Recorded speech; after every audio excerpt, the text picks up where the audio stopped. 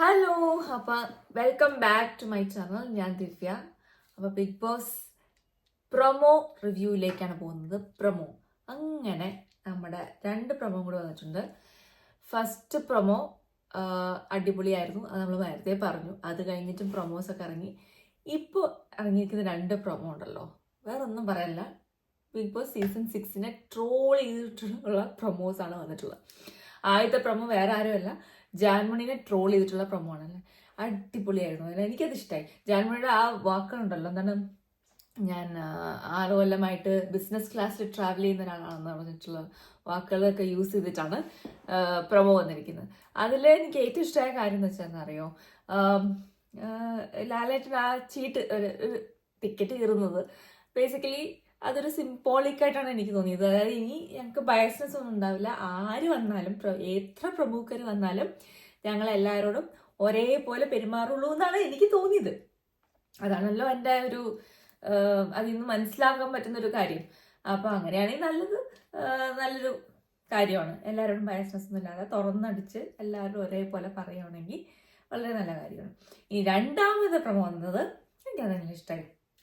ആരൊന്നുമല്ല, നമ്മുടെ സീസൺ 6 തന്നെ നടന്ന ഒരു സംഭവമാണ്. എന്താണ്, അനിയത്തി ചേട്ടന്മാര് കളിച്ചു കളഞ്ഞില്ലേ, അതിങ്ങനെ കളഞ്ഞ ഒരാളാണ് സിജോ അല്ലേ, അതെ. എന്തിനോ വേണ്ടി തിരിച്ചു കയറി എന്നിട്ട് അത് മുഴുവൻ കളഞ്ഞു കൊടുത്തു. അനിയത്തി അനിയത്തി അനിയത്തി അനിയത്തി എന്ന് പറഞ്ഞു നടന്നിട്ട് ആ 3 പേർക്കും പോയി. സത്യം പറഞ്ഞാൽ ആ 3 പേരുടെ കളി തന്നെ, ആ ഗെയിം തന്നെ അവിടെ മാറിപ്പോയി. അതുകൊണ്ട് തന്നെ എനിക്ക് തോന്നിയത് നന്നായി. അതും എടുത്ത് പറഞ്ഞു, ലാലേട്ടൻ അതും പറഞ്ഞ് അതും ചീട്ട് കയറിയിട്ടുണ്ട്. അപ്പൊ ഇനി വരുന്ന കണ്ടസ്റ്റൻസ് ഇനി എന്ത് കളിക്കും എന്നായിരിക്കും അവരുടെ ചിന്ത അല്ലേ.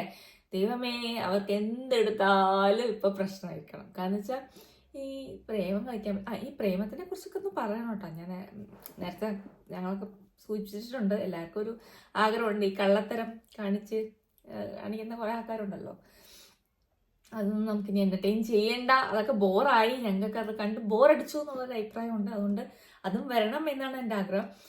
പക്ഷെ എന്തായാലും ഇനി വരുന്ന കണ്ടസ്റ്റൻസിനെ കുറച്ചൊന്ന് ശരിക്കും മെനക്കെടേണ്ടവർ നല്ലപോലെ പണിയെടുക്കണം. കാരണം ഇനി പണ്ടത്തെ ആരൊന്നും പറ്റൂല, എല്ലാവർക്കും മനസ്സിലാവും. ഇനി ആരെങ്കിലും എൻ്റെ അമ്മയാണ്, എൻ്റെ അച്ഛനാണ് എന്നൊക്കെ പറഞ്ഞ ചേട്ടനാണ്, അതൊന്നും കളിച്ചു കഴിഞ്ഞാൽ ശരിയാകത്തില്ല. അപ്പം ഒറ്റയ്ക്ക് കളിക്കാനായിട്ട് പറ്റണം എന്നാണ് എനിക്ക് തോന്നുന്നത്. നല്ല പാടായിരിക്കും എന്ന് തോന്നുന്നു.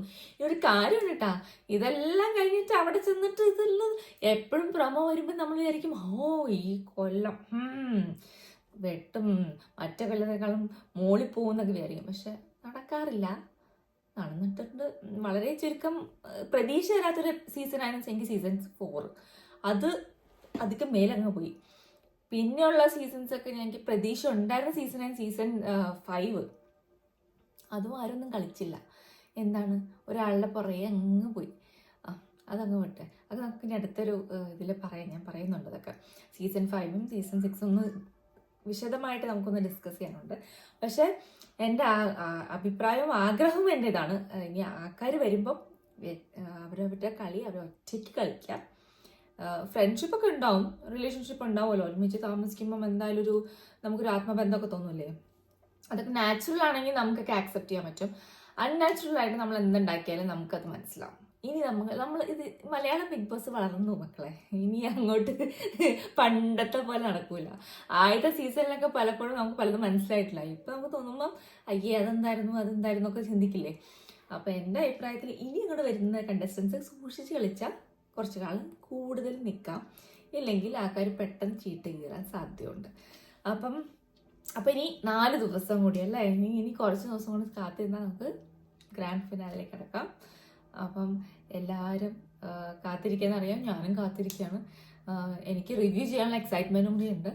നിങ്ങൾ കമൻറ്റ് ചെയ്യുക. എൻ്റെ റിവ്യൂ ഇഷ്ടമാണെങ്കിൽ സബ്സ്ക്രൈബ് ചെയ്യണം, കമൻറ്റ് ചെയ്യണം.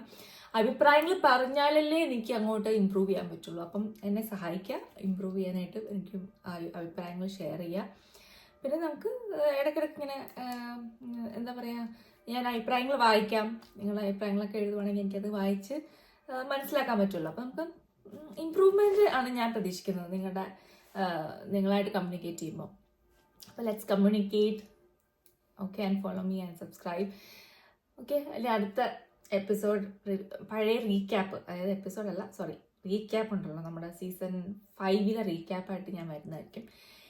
ഇനി സമയമില്ലല്ലോ, അപ്പം പെട്ടെന്ന് 5ഉം 6ഉം കൂടി റീക്യാപ്പ് ചെയ്തിട്ട് നമുക്കിങ്ങനെ പുതിയതിലേക്ക് കിടക്കാം. അപ്പം ഇനി അടുത്ത വീഡിയോ കാണുന്നവരെ ബൈ.